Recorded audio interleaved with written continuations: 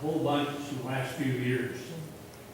You know, used to, you get 4 foot of snow right here to replenish the water. Now you're lucky if you get 2 foot. Okay, county commissioner, builder, hydrogeologist. Ask me a building question, I'm qualified. I don't know. I mean, one of the things we were looking at the data when you saw, you know, where on that one well where it precipitously dropped in '09. One of the things that we want to go back and look is like, what was going on and what changed in '09 where we had a couple of years where it was basically stable. And then in '09, you see this big decline, and that's, you know, to go try to, what's going on as far as, because I think, you know, precipitation patterns over that time period are relatively stable, as far as in my experience here, as far as, you know, we haven't had any, you know, severe droughts in that time period, so it's not that. I don't know as far as the, you know, is there a difference between snowpack, melting, infiltrating versus just rain? I don't know, that'd be a question for them, or, you know, we want to look at how much building took place starting in '08, '09, how many wells are drilled in this target area in that time, so we can kind of see if there's a correlation or not, or was it just, there's only so much water and that's when it started, you know, when we tipped over from being sustainable where the pool stays full to we're running a deficit every year, and so it's just, you know, and we don't know how much is there. We don't know any of that stuff.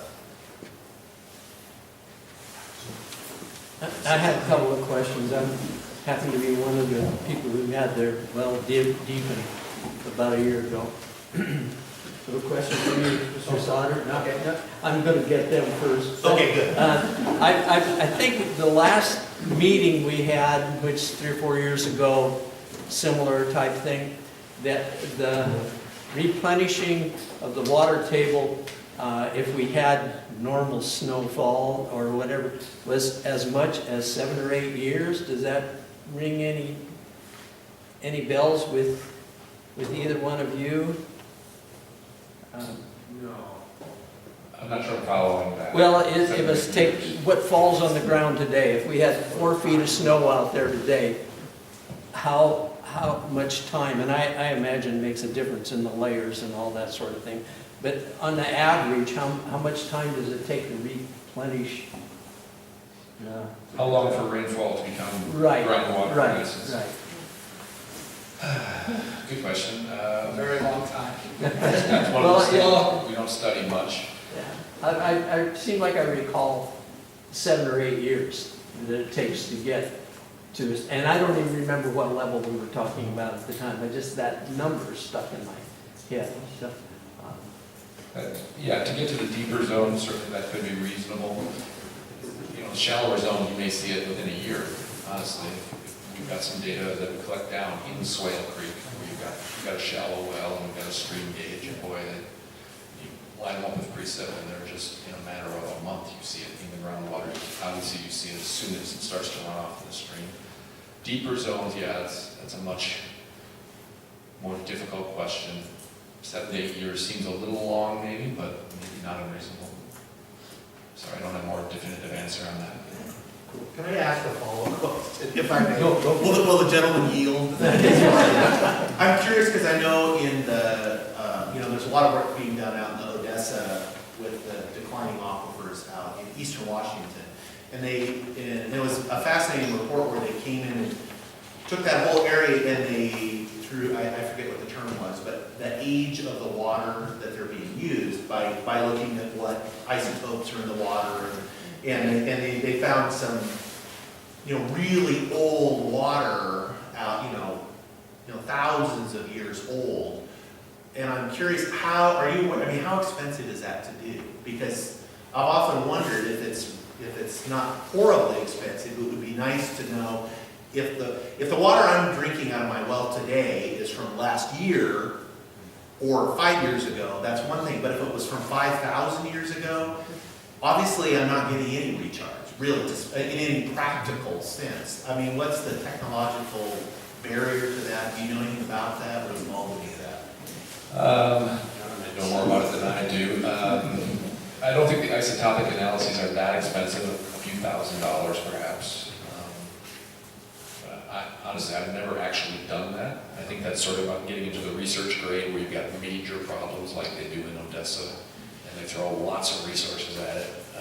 Whether that's a realistic and practical thing to do here, where's the state of Washington? I don't know if it is or not. It's been a long time since we've done that kind of work. We did do it in the past in the Yakima River Basin, and in some of the very deep layers, we were coming up with water that was 10 to 20,000 years. And you could see in those deeper layers where we had big snow events and melt, you really didn't see much recharge, or the water levels didn't really rise as a result of that snow melt a year later, even 10 years later. However, as Steve was saying, in some of the shallower basalt layers that are closer to land surface, you would see that response sometimes the next spring. I think it's actually a great idea, to look into how much that costs to get a good handle on how old your water is and how fast it's recharging, because it really, lends some valuable information to how to approach this problem.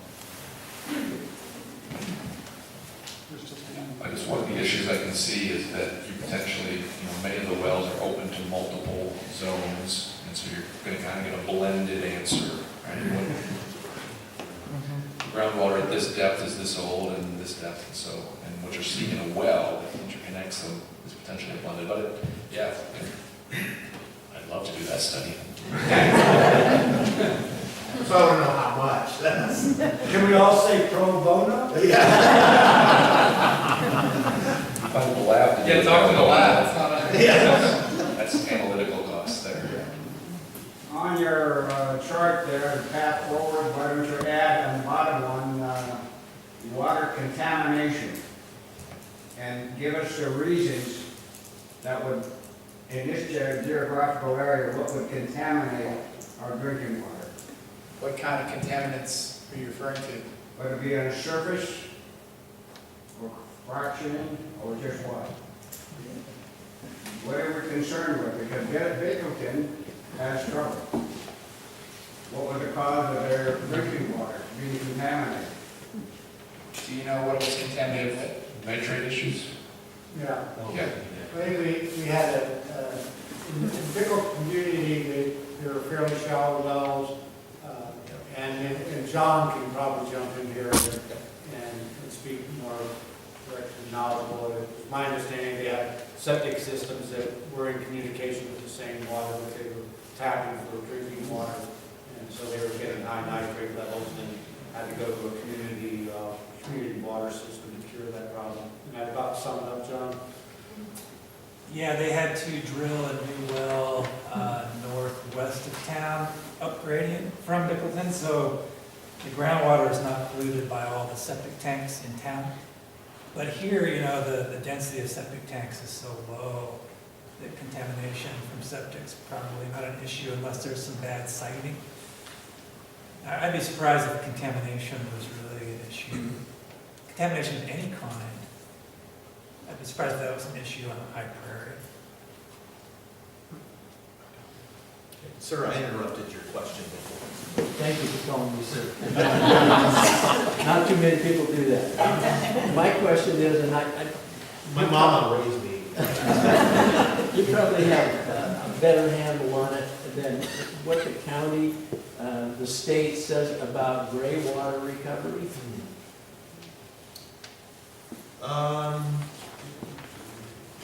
Yeah. John, can you feel that personally? And I know it's done by municipalities, but in a rural setting like this, I'm not sure I've ever seen it done before. We've had individual, through because that'd be handled through the county health department as far as if you wanted to do, reuse, gray water for other purposes. I know we've got a couple of them in the county where we permitted those uses through the county health department, and that, so it's possible as far as so you could reuse, say, your wash water, from your dishwater, clothes for the garden or whatever. I know that goes on with or without permits as far as, but I know we've got at least a couple of examples in the county of where it was actually permitted as part of their building permit. So I know we can do it as far as, and we're fortunate that our health director in Clickitat County like 2 incarnations ago, he was, not his life incarnation, but his 2 previous jobs, he was the health director in San Juan County, and they have many rainwater catchments. That's for some places that's their primary water, because they're on islands and it's salt water, and so they collect the water from the roof and use it for drinking water. And so he's really versed in this topic, and so he'd be a good one to talk to. But I know it's possible to do it here. Yeah, there's a series of state rules about that, and there's levels of treatment, and I know it's a big deal that if people can come in contact with it, so even watering parks, I think, you have to treat it to a certain level, which can, whether that's economical, that's always usually the issue with reclaimed water, is whether it's economical to actually do it. So it is being done, and I think it's certainly the way of the future, but it's just like the economics often now, anyways.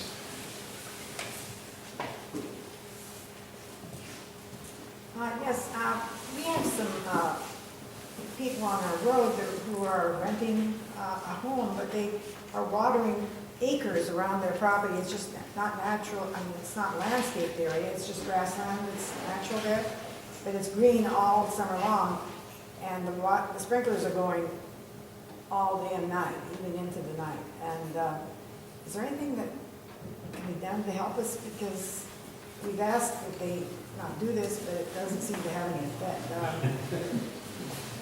Well, if they're using more than 5,000 gallons a day, they're breaking the law. Well, Right. So then what do we do if they're breaking the law? The permit exempt well has a couple, sort of compartmentalized. It's 5,000 gallons for domestic, but in terms of irrigating lawn, it's limited to a half an acre. And whatever water it takes to do the half an acre, it's measured So in when they acres. break the law, what do we do? So if they're irrigating more than a half an acre of lawn or non-commercial garden, then they would need, they should have a water right to do that. I'm not, and, You didn't answer the question. Who does she turn to in your organization to report these people? That's what she's asking. that would be the Department of Ecology, actually. And who might, that gentleman right there, why don't you give her your card while you're sitting there? So she can refer to you tomorrow. I'm not the guy, but I can direct you to them. Well, there you go.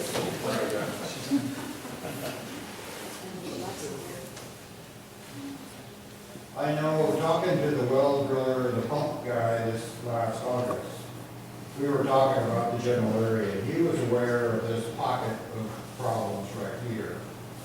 He has also told me that there's several places in the county that have artesian wells, and they can't cap them, so they have to use that water, whether it's irrigated or what. They can't cap that water, so they have to let it flow. So that might be a possibility of her instance. Well, that wouldn't affect anything here. No, I know that, I'm just saying, in the area, it could be an issue. We're pretty lucky to go on our team well. Yeah. Yeah.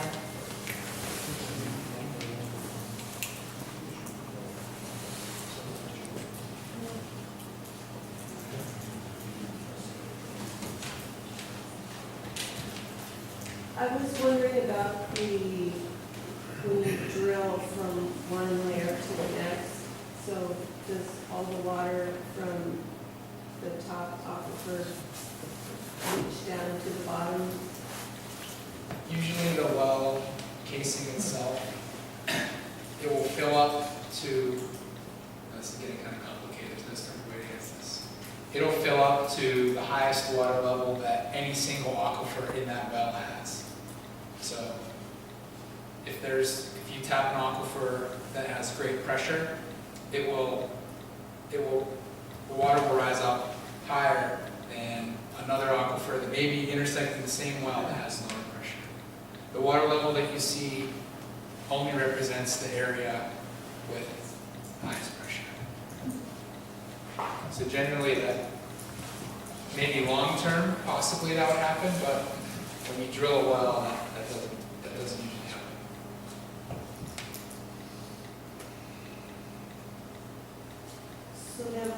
some of the drillers, the well companies, why would some of them line a well and some of them not line a well? Because if that just has to do with the stability of the bedrock. Some basalt is inherently stronger and other layers are sort of more crumbly. That's just something they do to help protect your pump and your pipe that's in the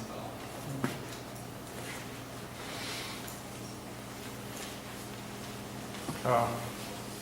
Who should we talk, I guess we talk to you all if we want to participate in the monitoring program. I mean, are you taking applications for up on Schilling Road, for example? or- Sure, I think we'll take people's names and Great, contact you next time. great, thank you. I think just to make you aware, monitoring well network costs a bit to maintain. We've been fortunate over the years to get funding from the Department of Ecology. This year, the county chipped in for this special focus work, and so it's paid for by the county, and we started monitoring the white salmon basin this year with county dollars. But the monitoring network is kind of expensive to maintain, so right now we're trying to look at reducing it. So we may, I don't know if we can take on everybody, but we may take a look at where your well is and what information we can add, and then I need to have a conversation with the county commissioners, because we're talking dollars of money just to keep running this. Yeah, that's correct. Although, I mean, I can commit, I mean, I'm only one commissioner, but, if there, same as we did in this area, if we have another area around Schilling, we'll put county resources into monitoring to get the information to see if we have a problem or don't have a problem. Because it doesn't do me any good if we don't know what's going on. Because we're supposed to do good planning, and I can't do planning if I don't know what I'm planning for. And so we're fortunate that we have resources that we can do that. Again, I can't commit because I'm one, it takes two, but generally speaking, I mean, the Board of Commissioners has been very supportive of getting information about groundwater throughout the county, probably more so than any other county in the state of Washington. So we've been pretty progressive about that. So I feel comfortable that if we got an area we need more information, we'll find some money. Well, what happens if you find an area that does have problems? What are your options for fixing it? Well, it's going to be the same as this, is we have to look at what's the spec, how bad is it, what's the spectrum, but I mean, long term, I mean, if you had an area, like, I can use my place for example. That is in 5-acre zoning, it's general rural. And I live on a 5-acre lot and several of the others. It happens to be, it abuts to the National Scenic Area, and so it's basically, there can be no more development than what's already there. And so in that circumstance, the underlying zoning is not hurting anything because you can't do anything with it. But the reality is, if that wasn't in the scenic area, there's no way that that land where I'm at would support a density of 5 acres. And as uncomfortable as that would be for folks, we'd have to talk about changing the zoning and changing the density. That would be the extreme end of what we would do. Now, I've always said, I'm not interested, I mean, that's kind of draconian as far as, because people are relying on what the zoning is, and people have made plans as far as maybe their retirement, where they bought thinking I'll subdivide it later, that's going to be my retirement. And so we would have to have really compelling evidence that that was really the only solution to the problem.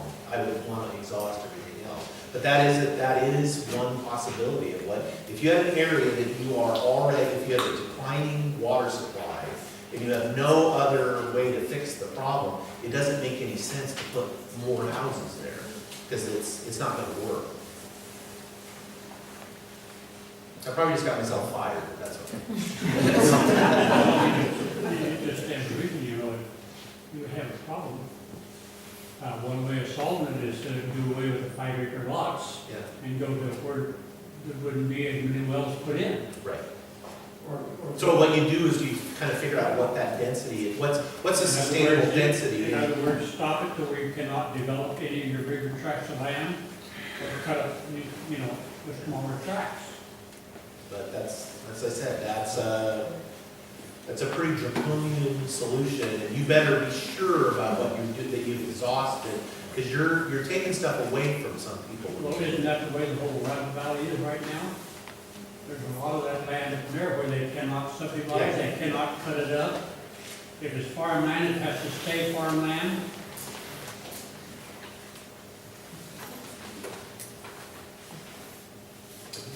So, my name's John Graham, and I'm kind of the guy that initiated a lot of this meeting and some of the previous meetings that we've had, because I live just up here, and 6 wells in my neighborhood, we're kind of calling it the 8-mile problem. It's about 8 miles up Centerville Highway. 6 wells have been deepened because they've gone dry. 2 other wells are now dry and have not been deepened, so 8 total. One of those is my well. And I'm a civil engineer. I specialize in drinking water engineering and water resources. So I did some study to kind of identify, what the problem might be and also possible solutions. And I've talked to Kurt Dreyer, the planning director at Klickitat County, about paths forward to mitigate this problem from a land use perspective. And Washington state law does allow a county and municipal government to put a temporary moratorium on, for example, building permits in place. And it's temporary. It's defined as temporary in the WAC. And that moratorium can only be in place until a study is completed that either shows that it's necessary and it should become permanent, perhaps, or the study would show that it's no longer needed. And Kurt Dreyer and I thought that that's probably the less draconian solution for a temporary halt on land use in a very well-defined small area of the High Prairie.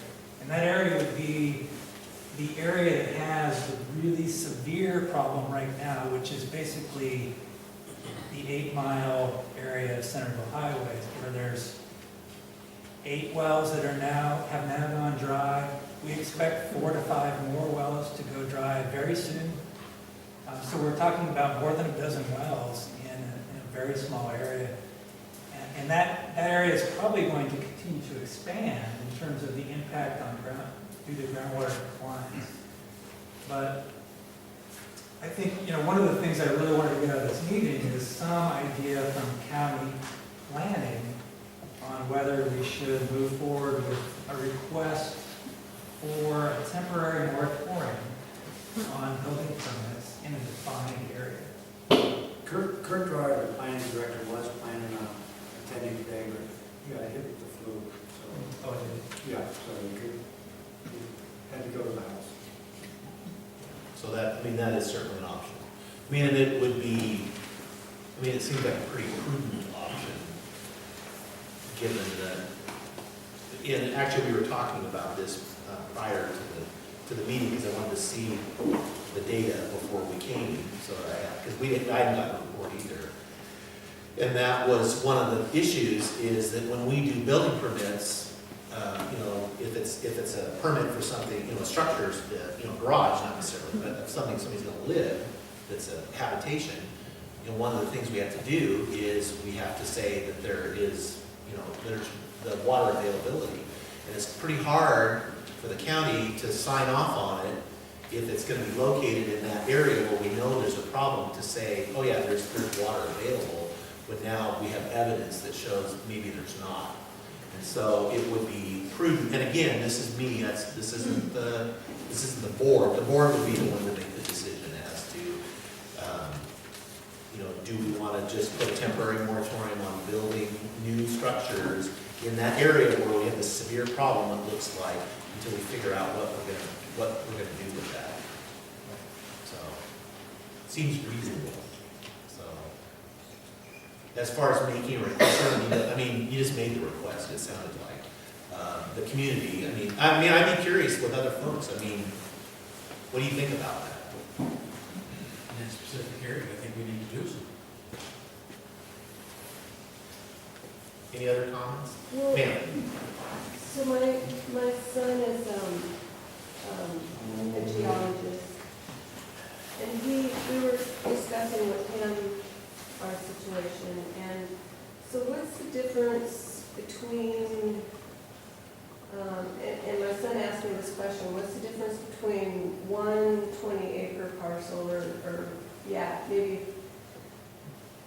one 20-acre parcel with maybe 12 people living in the house with old appliances and maybe they're flushing the toilet every 10 seconds or, versus a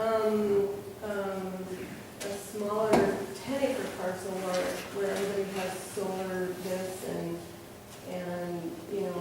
cutting edge technology that be ultra conservative. And so how do you, when you start talking about putting limits on what people can do, then it's just kind of like, well, where do you draw the line? I was, on that thought, I think that even if the county declares a moratorium and there is no more building or no more wells, you've still got declines happening with what's existed. So there's those people that live here and in this area that's experiencing the decline. I think some of this path forward stuff is, how do we slow this down or arrest it should be part of the discussion, because you're living with it now. Yeah, but if you don't slow down the building, the decline just speed up. Right, would be the argument that would be made. As far as if you never built another thing, that doesn't mean, the problem's not solved. If it really is a supply issue, you're already in a deficit now. The only way we would fix that, it would be where people are gonna have to be more efficient, they're gonna have to use less water, and then, that's another conversation. By adding more. Right, and I know that as far as like in my area, where we're all on one system, so we have kind of policing powers with each other. And it is where if I'm putting water in my pool, it's that everybody knows, where's that coming from? And they're, because we're paying attention. But without that kind of, if we were on our own systems, and I'm really careful with what I'm using, and my neighbor's not, and my well's going dry, I'm gonna be pissed. But what can I do? And so that's why, we're gonna have to have that conversation kind of as a community about how are we gonna deal with this if we got the first thing forward is to define what's the problem, and then we'll have to look at how do we fix it. Sir? It occurs to me that we're talking about potentially 12 wells in your immediate neighborhood. And it sounds like probably all the property owners who are, it's a relatively small area, so if you all basically agree amongst yourselves that, gee, we shouldn't be building any more water-consuming, structures for water-consuming activities, then a temporary moratorium, it would be something that you all would be happy to go along with. The advantage of a moratorium through the county, as opposed to just you all getting together and doing it voluntarily yourselves, is that if for some reason one of y'all sells or the property changes hands in some way, at least there's notice to potential new owners. Wait a minute, there are going to be some limitations to what I can do with this property, as opposed to the basic problem that you were talking about, which is people who have made plans based on, you know, we've got X number of potential parcels worth so much, we might be able to retire one, and then all of a sudden that goes away. I mean, that's the old down zoning problem, which is a sore point in the state of Washington, so. It's difficult. I mean, the one, you know, one advantage of the county doing the moratorium is that it is it's for a defined duration of time. Yeah. And it does, it puts us on a path where we have to do something, because you can't put a moratorium on anything indefinitely, because it's not fair, for one thing. It's kind of says, you're suspending the rules for a minute, and it's a pause is what it is. Well, the whole notion of a pause is that it's only for a defined period of time, and then you're gonna go back to the way things were, or some modification of how the things were. And so, you know, that's something, I'll have a conversation with her, and we'll talk about that as far as what we want to do. I don't have to talk to my seatmates, but it seems prudent to me in that defined area where we've got a real, and I don't know how many parcel potential there is in that right now anyway. So it might not be a huge issue anyway, where we're gonna have a big problem. But it would make sense that if we've got a problem, and we know we have a problem, it would be irresponsible to act as if we didn't. And I think the study that would be done, Steve and Dave, maybe you can help me with this, is clearly the shallow aquifer is toast. It's just plummeting at this point. Everyone's drilling down into what I think is the Frenchman Springs. So the question is, that needs to be answered, is that aquifer sustainable with that use? And that seems like a question that a hydrogeologic firm like Aspect could answer for the county, if the county had the money to do so. Yep, you definitely can look at that. I think it'd be specific capacity analysis would be a fairly simple way to look at it. Pumping a certain amount on your shallow zone, how much does it change the water level? If you're pumping that same amount from the deep, and here's where we probably need to do some testing of the deep zones. I think the deep zone we don't know nearly as much about, but yes, I agree. We look at that at least on a fairly coarse scale and get some probably reasonable and reliable information from that. But if you have one problem area like that, sooner or later it's going to start affecting the areas around it too. Yep, potentially. Depending, I mean, what because as I said, like this area, it's pretty defined area where you know, it's like it's in a box, basically, and it's not, and you can go right on the other side, and there's no problem at all, because it's like there's a wall there. And so, in some way, I mean, it's bad as far as for the folks that live in the box, but at least, you know, if I'm over here, I'm okay. And so it may not just spread and spread and spread, but. Most keep going deeper and deeper, you've got to come from somewhere. From somewhere. Sir? I know it's not an exact answer, but roughly a moratorium, how long is that last? I don't know as far as the specific, as far as a building moratoriums, but as a general rule, they're 6 months in duration. We could put an emergency moratorium on for 6 months without, you know, with basically just based on nothing. That we have a concern, we can do that. And then within 6 months, we have to kind of come up with a plan as far as what we're going to do, and then we can do that. But it's generally at 6 months.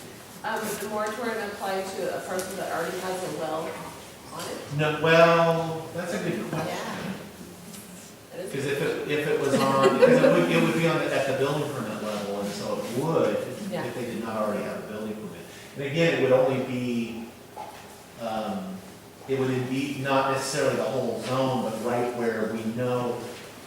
Because for me, concern isn't necessarily enough. I need some hard data, and we've got some pretty good information, and that would really be small. So it would likely be a subset of this. It wouldn't be the whole thing.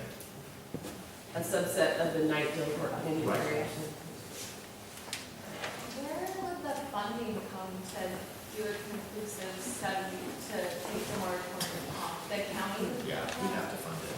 I can't imagine ecology is gonna just, oh, here's some dollars. maybe, I'll talk to him, I'll try to get as much other money as I can, but, and I don't know, and we're not, as far as the cost and all that kind of stuff, but it's an important issue, Yeah, it is. right? I've heard during this meeting references to wells from 300 feet to 1,000 feet, dry or productive wells. And I think where I'm confused is at what point in the depth are we really drawing from one aquifer?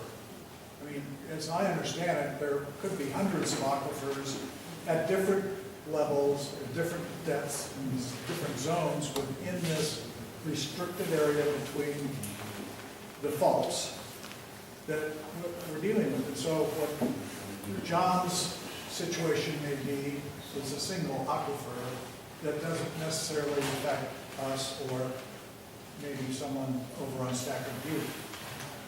Is there a particular level at 1,000 feet or 800 feet, or is it a random situation where we have so many different aquifers that we're dealing with that many different problems? We'll give that to the professional. Yeah, there's no magic depth below which everyone will be drawing from the same aquifer, or vice versa, maybe below which you'll all be drawing from the same aquifer. It's dependent on where your property is located and what aquifer your well is drilled into. I mean, it's great to have it here, because I can ask questions too. How much continuity between, the aquifers is there? I mean, because I've had it described, there's none, very little. So then my question is always, how does the water get there? So if I'm pulling water out of the Frenchman Springs, but it passed through the other one, I'm assuming, generally, here goes down. Yeah, you're right. Well, two places. One answer would be very slowly through the interior, long before we will here with wells. And the other one would be it can recharge at areas, this is just an example, where these aquifer units, they're 300 foot deep here on your property, but there may be, they may outcrop at the surface somewhere higher up. And infiltration can get into the ground at that point and replenish the regional aquifer. So it comes from two different places. A question regarding the thrust fault that sort of parallels Centerville Highway. There seems to be various water level decline on both sides of the fault. Why is that? I understand the fault sort of very natural.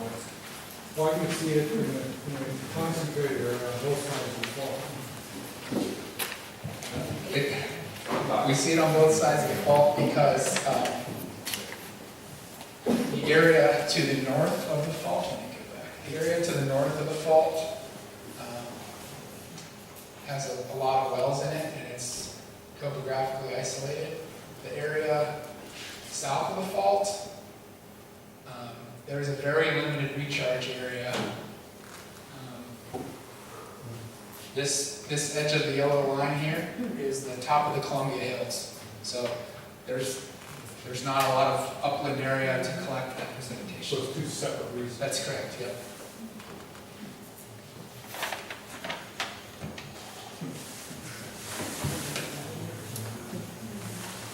I have a question for Dave. Did you say that the moratorium, if one is allowed, would only last for 6 months? No, we can impose one for 6 months with we don't have to take any action. But within 6 months, we have to decide what we're gonna do, which could be extend the moratorium, or you have to come up with I don't want to call it a work plan, but it's a plan of what you're gonna do, so that everybody knows what you're gonna do.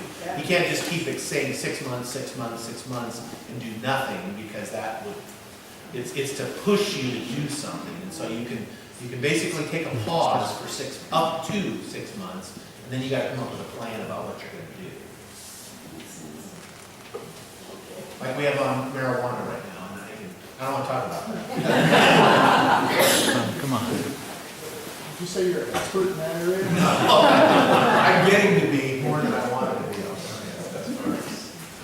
So for our benefit though, you said that you've taken this as, you're gonna take action to look into. Yeah, I mean, I will take this as a request from the community. I will take it back to the board, my seatmates, and I'll talk to the planning director, and I'll talk to our natural resource director too, and we'll talk about,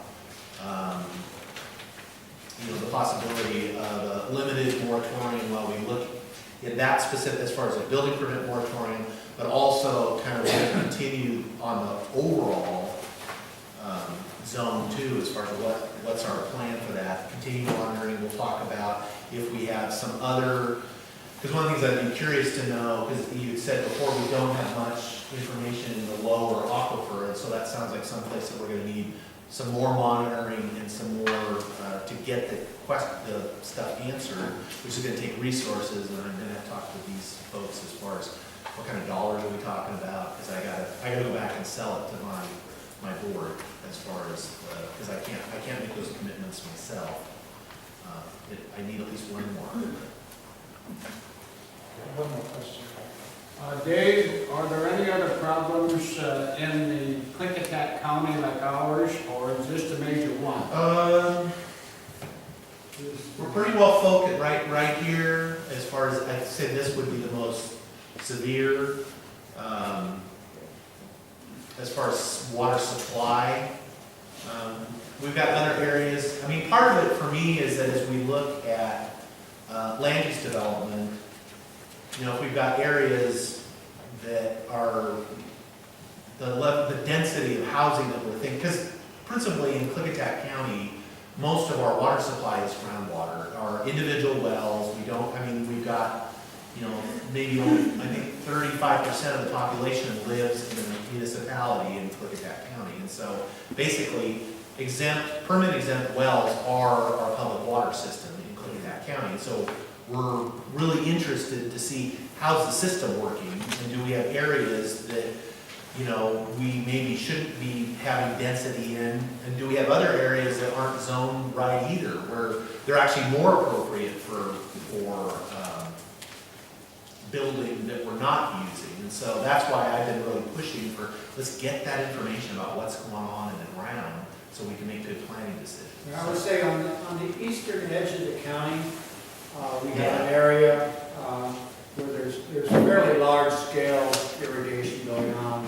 The groundwater declines are in aquifers that are tapped by those irrigation wells, and declines we've seen now on the order of 200 feet from artesian. So the vineyards and the orchards out in. So we've been looking at that. We just did a tobacco assessment out there. It's pretty pricey. So we'll have to get some sharp prices. Yes. So this area that we're talking about here, in this immediate area here, what were the well depths that they were at when they were starting out? And how far did they have to go down to replenish the water supply? I'll let John correct me if I'm wrong, but I'm just gonna throw out general numbers. Okay. Like I said before, probably average of maybe 300 feet deep to start with, and I think some of the new wells are 500 feet deeper. I was good, 500 deeper. So I was gonna say 300 to 400 is the few that I've seen. We're 640. What were you at to start with? 200. So there's no one size fits all answer. It depends where your well is currently completed. And where did you go from how many gallons a minute before to how much now? We got all we want. 15 to 30. Yeah, we got lots of water, but we don't pump it all out there. Right. We conserve it. We got lots of water.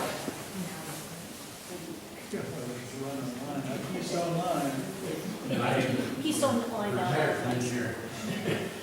There's a Grace satellite that's been recently to start measuring groundwater, and California's using relationship to the route. Yes. I don't know how you would go about getting that information, but yes, I'm aware of what you're talking about. It's pretty fascinating.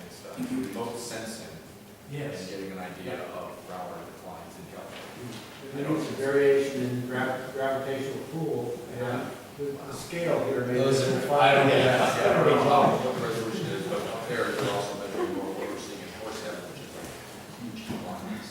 You've seen pictures from California, those areas where they're measuring that, you can see, I know, when I was in school, there are pictures of wellheads with the concrete pad that are 50 feet in the air. Not only have they pumped the groundwater out, but the ground has settled that much, so that's on a whole nother level of magnitude.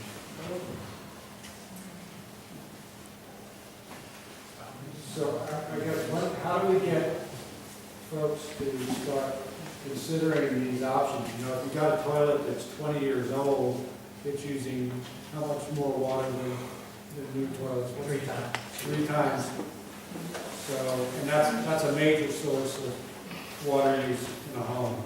And some of these measures, if you're in an area that's, you're in this area that's got issues, cost benefit begins to, how does the community, we can't go push it to the new toilets, for the new toilets, unless you're building a new house, then you've got to have the new toilets, exactly, for example. We have lived in many places. One of the locations where we did live, the county provided low-flow toilets at no charge for those families who were willing to replace them. It's a consideration. I didn't tee that up.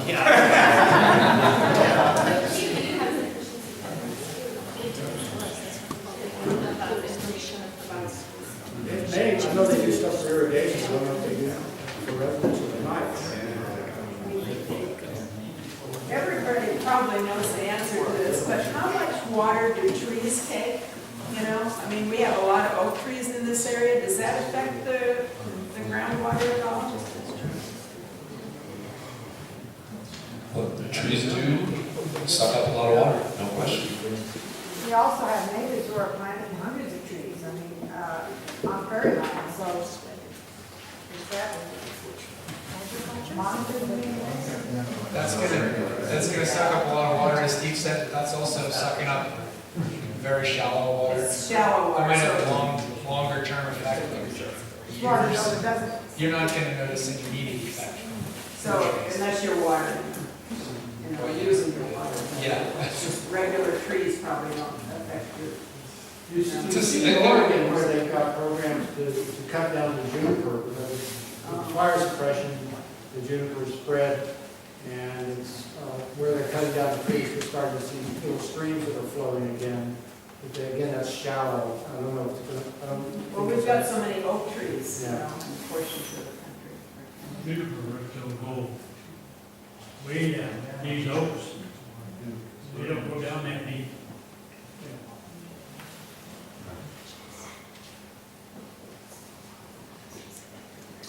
Any parting comments to me? I gotta leave, it's my daughter's Christmas concert, and I better go altogether, so. Anything? Thank you.